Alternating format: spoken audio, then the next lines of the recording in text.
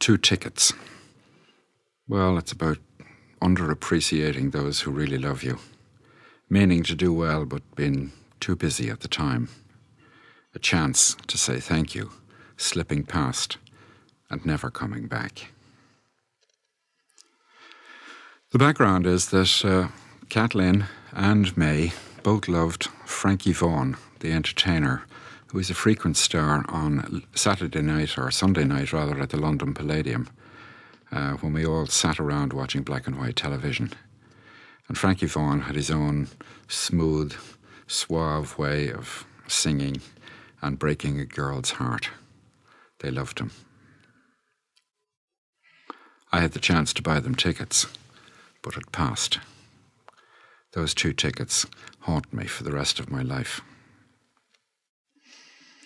2 tickets. They loved you always, Frankie. Your old soft shoe, top hat and cane. Half-forgotten romance and the distant passion of their younger days. May and Kathleen, remembering in middle age, in love with your moonlight ways. Their days were full of cleaning, minding, washing. My 2 mammies, scrimping, saving to send me on my way. You brought a colour to their tired grey lives on black and white TV. Sunday nights at the Palladium, top of the bill. You held their hands, you sang their song, you carried them away. But I was busy getting on, rushing, winning, promoting this, promoting me. I saw the poster from my company, Granada. Frankie Vaughan at the Olympia. I'll make a note, I'll make a call, they'll love it. I did nothing. Let the moment pass. No time to think of others on the ladder to success.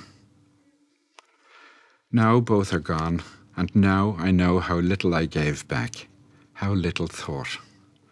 2 tickets never bought still haunt me. No night with Frankie for the ones who mattered. The ladder led to tinsel. The good I might have done now scattered. There in that other great Palladium, they're waiting for your turn. This one's from May and Kathleen. Please, Frankie, say. And tell them thanks from Martin. They'd love to see you, Frankie. It would really make their day.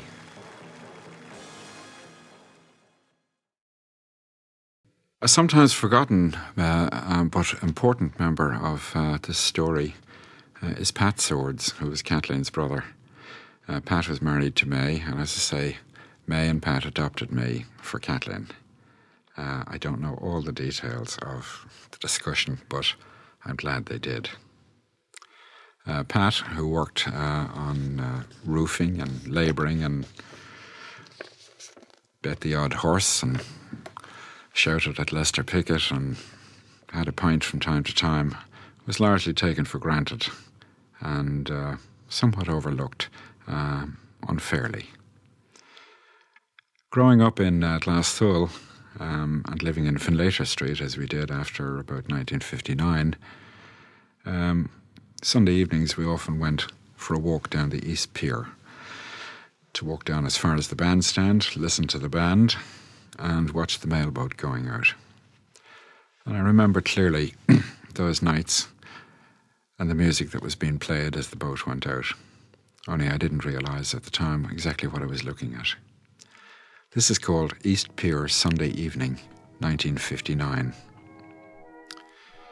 From parish, pump and townland they came, with tired step and lonely walk, sad resignation on their faces, though he did not know yet what resignation looked like. He saw them hurry down the steps, or from the train, brisk along the platform towards the boat. Tall and straight, not old, not young, not stooped, not beaten down, not yet. Alone usually, or sometimes twos, heavy-coated, brown or black market coats, big-buckled, broad-belted, black boots, and baling twine. An old brown case held with a leather belt. Sometimes a woman on her own. He held his father's hand, out strolling down the pier towards the band, the Army Number 1. "They're the best," his father said. Around 8:30 the mailboat called, and a deck full of the best looked out. A few waved. The band played "Come Back to Erin," but they never came from Camden Town. They left us and a great deal more behind. He knew much better, later, what he'd seen. How much more than just a band, a bandstand, and a pier, and a young boy waving at a boat.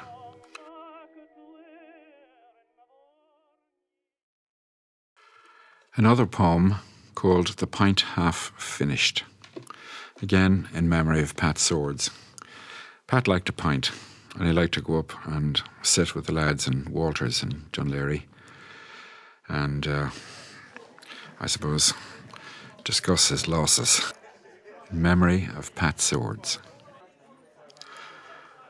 "A slow pint, Vincent, please." The words silently mouthed.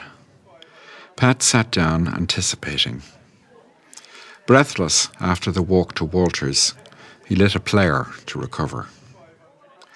The black pint, the creamy head, the giant first swallow. Grand. At home with friends and the price of 2 pints, easily contented. A kind of chat, sign language, the voice and half the throat removed. They knew his ways in here, the friends.